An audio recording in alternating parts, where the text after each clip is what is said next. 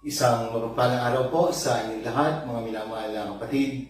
Pagbati po mula dito sa pambansang dambana ni San Antonio de Padua, dito po sa bayan ng Pila. Mga kapatid, ngayon po ay Sabado sa loob ng ikalimang linggo sa panahon ng Pasko ng Pagkabuhay. Welcome po sa ating daily Gospel Reflection. Kaya samahan niyo po kami muli sa pang-araw-araw na pagninilay sa mga salita ng Diyos mula sa ating mabuting balita.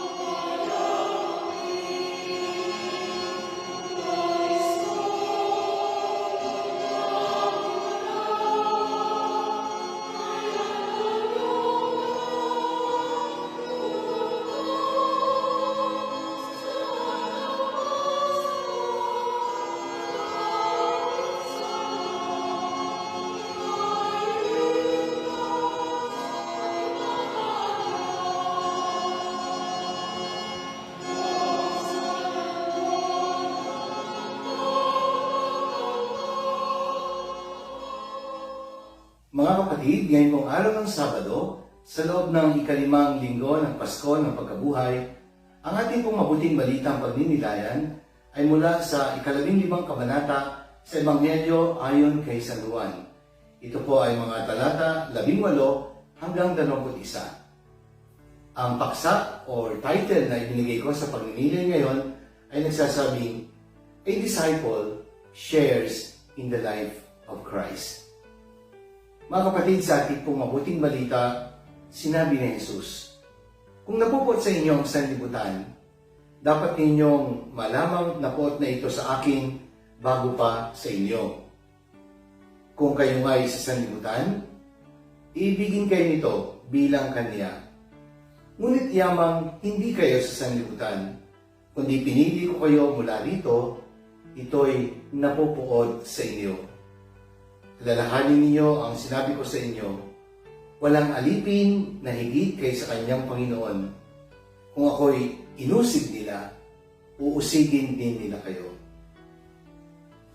Mga minamahal kong kapatid, ang isang alagad o disipulo ay isang taong tinawag hindi lamang para sumunod kay Jesus, kundi upang yakapin ang buhay ng ating Panginoong Jesus.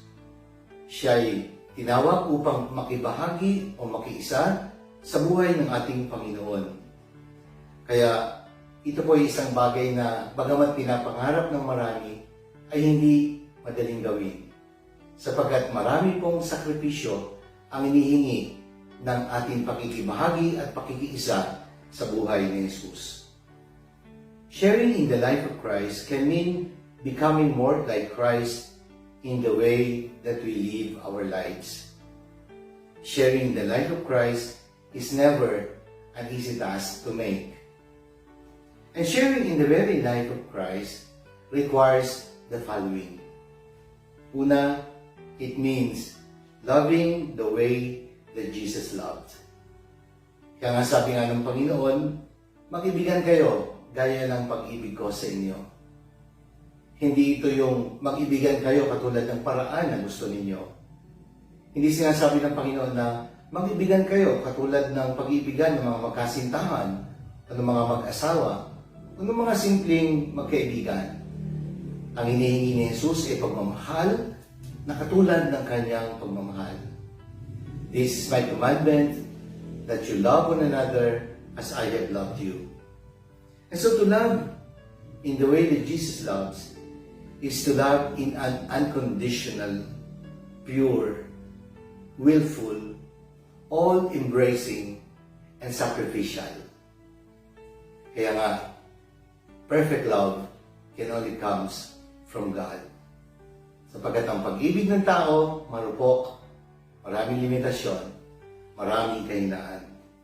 Pangalawa, to share in the very life of Christ means living the life that Jesus lived. Obedience and total surrendering of one's will to the will of God. Yung hindi na ikaw ang nasusunod, kundi kung ano ang niloloob ng Diyos. Kaya nga sabi ng Panginoon, ang pagsunod sa kalooban ng aking Ama, ang siyang pagkain bumubuhay sa akin.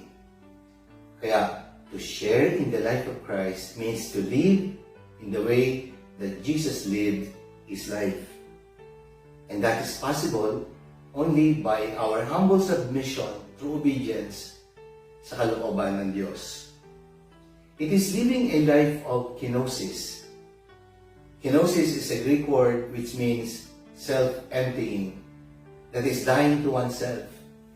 Hindi na ako nabubuhay para sa aking sarili, kundi si Kristo na ang namumuhay sa akin. Living a life away from sin. That is also the meaning of living the life that Jesus lived. Ilalayo ang sarili sa mga bagay na maglalayo sa Diyos, at ito'y walang iba kundi ang paggawa ng mga kasalanan. Pangatlo, to share in the life of Christ means sharing in the pains and suffering of Jesus. Sabi ko nga po kanina, following Christ is not an easy task to make because it requires a lot of sacrifices. Sabi nga po sa unang sulat ni San Pedro, chapter 3, verse 13, rejoice whatever you suffer because you are sharing in the suffering of Christ. And so if we wish to share in the power of Jesus, we must also learn to share in His pains. Philippians chapter 3 verse 10 tells us that I may know Christ and the power of His rising from the dead, sharing in His pains and changing my life into the form of His death. Kaya kapag ikaw ay nakikibahagi sa buhay ni Kristo, sa buhay at kamatayan ng Panginoon, sa Kanyang paghihirap, ikaw ay makikibahagi. Kaya kung ano ang karanasan, yun din ang buhay na yayakapin. Pangapat, ang pakikiisa o pagkikibahagi sa buhay ni Jesus ay nangangahulugan ng paglago sa buhay kasama ang Panginoon. It means growing in the life with Christ. Mga kapatid, ang pakikisa po sa buhay ng ating Panginoong Jesus ay isang panghabang buhay na proseso. It is a lifetime process of change, not for the worse, but for our good. It is a process that requires constant growth. Kaya kung ikaw ay nabubuhay ayon sa buhay ni Kristo, dapat may pagbabago na gaganap sa buhay mo. Because growth is a sign of change, and change is a sign of life. Conversion is the miracle of the moment, but holiness is the task of a lifetime. Sabi nga po ni San Pablo sa kanyang unang liham sa mga taga-Thessalonica, chapter 3, verse 12, may the Lord make you grow and overflow for each other and for everyone else. Kaya mga kapatid, sa ating pakikibahagi at pakikisa sa buhay ng ating Panginoon bilang Kanyang tagasunod, may we learn to share in the life that He lived, by loving the way He loved, by living the way He lived, by sharing in His pains and sufferings, and by growing with Him. Maraming salamat po mga kapatid. Sana po'y nakatulong ang pagninilay nito mula sa ating mabuting balita at pagpalain tayong lahat ng Diyos.